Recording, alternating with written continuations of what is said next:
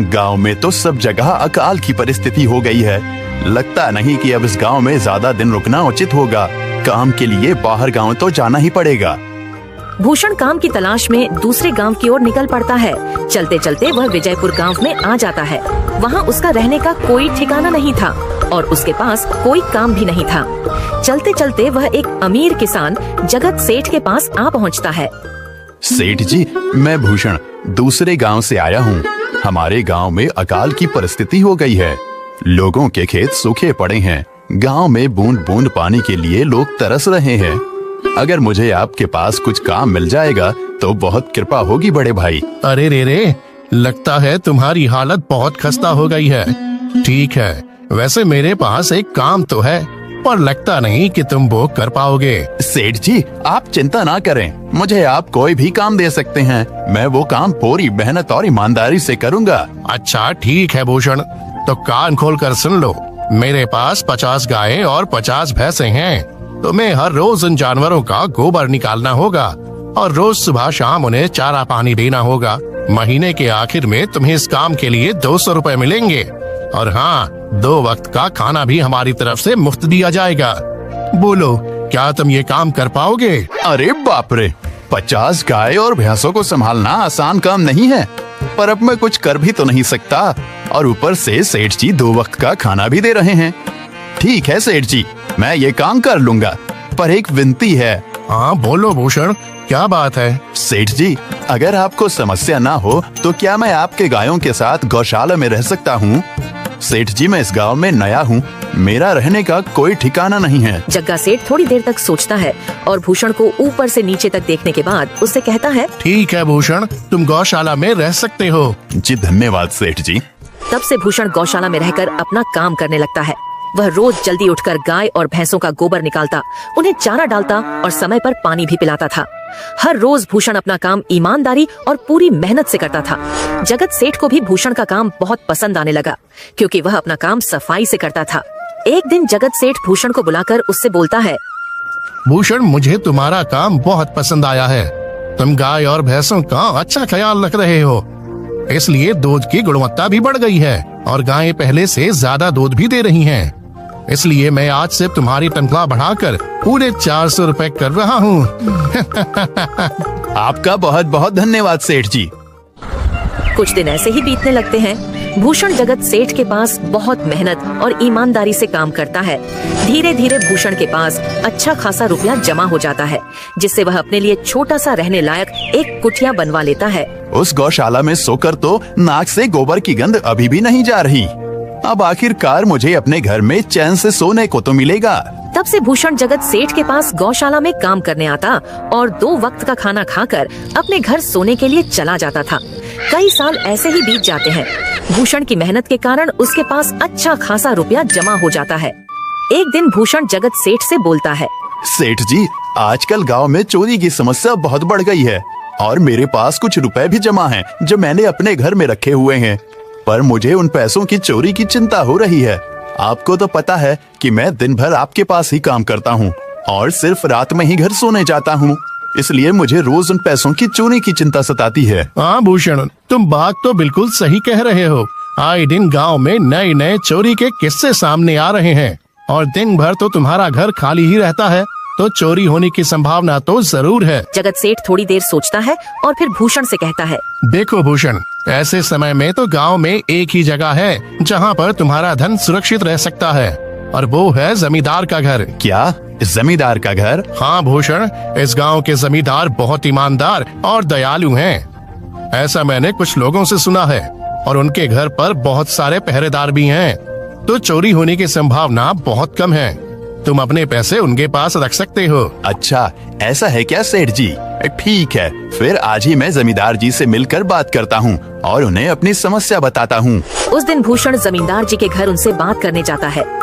टूडको, कहाँ अंदर आए जा रहे हो? वहीं रुक जाओ। जी, मुझे जमींदार जी से मिलना है। मुझे उनसे कुछ काम है। क्या काम है तुमको उनसे? मुझे जरा बताओ। जी, मुझे कुछ पैसे रखवाने थे उनके पास, यही काम के लिए आया था मैं। अच्छा ठीक है, तुम अंदर जा सकते हो। नमस्ते जमींदार जी, मैं भूषण जगत सेठ के यहाँ काम करता हूँ। कुछ साल पहले ही मैं दूसरे गांव से यहाँ आया हूँ। अच्छा भूषण, बोलो तुम्हारा क्या काम है मेरे पास? जमींदार जी, मैं सालों से जगत सेठ के पास काम कर रहा हूँ और मैंने कुछ रुपए भी जमा कर लिए हैं। पर बात यह है कि गांव में चोरी की समस्या बहुत बढ़ गई है, तो मुझे अपने रुपए घर में रखने से डर लग रहा है। अच्छा, कितने रुपए जमा किए हैं तुमने? जमींदार जी, यही कोई 5 से 6 हजार रुपए होंगे मेरे पास। वाह, ये तो बड़ी रकम है। मैंने आपकी ईमानदारी के बारे में लोगों से बहुत सुना है, इसलिए मैं अपनी रकम आपके पास कुछ वक्त के लिए रखने आया हूँ। हाँ भूषण, तुमने बिल्कुल सही सुना है। तुम्हारी रकम मेरे पास पूरी तरह से सुरक्षित रहेगी।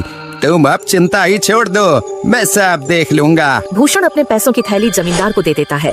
ये पूरे 5,800 रुपए हैं, आप गिनकर देख लीजिए। गिनने की क्या जरूरत है, तुम तो जगत सेठ के आदमी हो, मुझे तुम पर पूरा विश्वास है। जमींदार जी, आपका बहुत बहुत धन्यवाद। अब मुझे चोरों का कोई डर नहीं है, क्योंकि मेरे पैसे सुरक्षित हाथों में हैं। अरे भूषण, कोई बात नहीं, धन्यवाद तो मुझे बोलना चाहिए जो तुम मेरे पास आए अपने रुपए रखने के लिए। भूषण अपने पैसे जमींदार को देकर अपने घर चला जाता है। हाँ भूषण, तुम्हारे पैसे मेरे हाथों में ही अच्छे लगते हैं। ऐसे ही भूषण ईमानदारी और मेहनत से जगत सेठ के यहाँ काम कर रहा था। देखते ही देखते 2 साल ऐसे ही बीत जाते हैं। एक दिन भूषण सोचता है, अब बहुत साल हो गए जगत सेठ के यहाँ काम करते हुए। वैसे सेठ जी तो बहुत अच्छे इंसान हैं, पर सोच रहा हूँ कि खुद की जमीन लेकर उस पर मेहनत करूँ, तभी मैं बड़ा आदमी बन सकता हूँ। अब जो मेरे पास थोड़े कुछ पैसे हैं और जो जमींदार के पास कुछ पैसे संभालने के लिए दिए हैं, वो जमा करके थोड़ी जमीन खरीद लूंगा। आज ही जमींदार से मिलने जाता हूँ और अपने रुपए मांगता हूँ। ये सोचकर भूषण जमींदार जी के घर चला जाता है। जमींदार जी, मैं अपने रुपए वापस लेने आया हूँ। आपके पास मैंने 5,800 रुपए दिए थे संभालने के लिए। अरे भाई साहब, मैंने पहचाना नहीं आपको, वैसे कौन हो आप? अरे जमींदार जी, मैं भूषण हूँ। पिछले साल मैंने आपको पैसे संभालने के लिए दिए थे, याद आया कुछ? अरे भाई साहब, मेरे पास कितने सारे लोग आते जाते हैं पैसे रखने के लिए, और सभी के साथ मेरा अच्छा व्यवहार होता है। वैसे आपके पास कोई कागजात हैं क्या? क्योंकि मैं हर व्यक्ति से कागज पर ही व्यवहार करता हूँ। किसने कितने पैसे दिए, किसके कितने पैसे रखे हैं, सबका व्यवहार रहता है मेरे पास। जमींदार जी, ये आप क्या बात कर रहे हैं? आपकी ईमानदारी देखकर ही मैंने आपको पैसे दिए थे संभालने के लिए, और आप अब ऐसी बातें कर रहे हैं। कृपया करके मेरे पैसे मुझे वापस कीजिए। हाँ भूषण, मैं ईमानदारी से ही काम करता हूँ, इसलिए तो तुमसे मैं डॉक्यूमेंट्स मांग रहा हूँ। क्या तुम्हें पता नहीं, जब तुम किसी से पैसों का व्यवहार करते हो तो तुम्हें स्टाम्प पेपर पर लिख कर देना पड़ता है। तुम किसी से भी पूछ सकते हो। नहीं जमींदार जी, मैं आपके पैर पड़ता हूँ, कृपया करके मेरे रुपए मुझे दे दीजिए। बड़ी मेहनत से मैंने वो पैसे जमा किए थे, मुझ पर ऐसा अन्याय ना करें। अरे क्या ये झूठ मूठ का रोना धोना लगाया है? लगता है तुम ढोंगी हो और मेरी ईमानदारी और भोलेपन का फायदा उठाकर मुझसे ये रुपए लेने आए हो। रुक, तुझे अभी सबक सिखाता हूँ। जमींदार अपने आदमियों को बुलाकर भूषण की पिटाई करने को कहता है। इसे तब तक मारो जब तक ये बेहोश ना हो जाए। इस 2 कौड़ी के आदमी ने मेरी ईमानदारी पर सवाल उठाया है, इसे छोड़ना मत। जमींदार के आदमी भूषण को डंडे से खूब मारते हैं। फिर भूषण दुखी होकर अपने घर चला जाता है। भूषण के शरीर पर घाव के निशान स्पष्ट दिखाई दे रहे थे। 2 दिन से भूषण घाव के दर्द के कारण जगत सेठ के घर काम के लिए नहीं जा पाता है, इसलिए अगले दिन जगत सेठ भूषण के पास आ जाते हैं। वह देखते हैं कि भूषण खाट पर सो रहा है और वह बड़ा ही चिंता में नजर आ रहा है। भूषण भाई, तुम 2 दिन काम पर नहीं आए, क्या हुआ भाई? तबीयत ठीक है ना तुम्हारी? कुछ समस्या है क्या? अरे सेठ जी, आप खुद यहाँ आए हो, आप खबर भिजवाते तो मैं खुद चला आता। अरे भूषण, कोई बात नहीं, तुम्हें देखकर लगता है तुम बीमार हो। क्या हुआ है तुम्हें? जगत सेठ, क्या बताऊं, जिस जमींदार के पास पिछले साल मैंने अपने पैसे संभालने को दिए थे, वो आज मुझे पैसे वापस नहीं करना चाहता। वो बहुत लालची इंसान है, वो लोगों को ठग रहा है। और जब मैंने बाद में गिड़गिड़ाना शुरू किया तो उसने डंडे से मार मार कर मेरी पिटाई करवा दी और मुझे वहाँ से धक्के मार कर निकाल दिया। अरे बाप रे, ये तो बड़ा ही गंभीर विषय है। मैंने तो जमींदार के बारे में अच्छा ही सुना था और मुझे भी नहीं पता था कि वो इंसान इतना गिरा हुआ है। तभी मैं सोचूं, हर साल उसकी संपत्ति इतनी ज्यादा कैसे बढ़ रही है।